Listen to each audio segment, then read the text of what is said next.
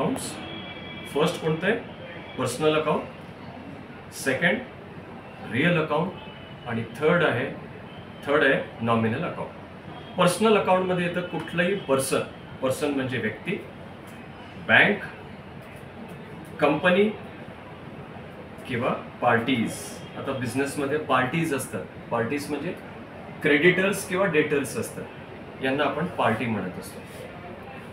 तर कुठलाही पर्सन असेल, प्रोप्रायटर पण एक पर्सन असतो, बिझनेसचा जो ओनर आहे, बँक असेल, कंपनी असेल, पार्टीज असेल. ठीक आहे. रिअल अकाउंटमध्ये काय येईल तर कॅश हे रिअल अकाउंट आहे.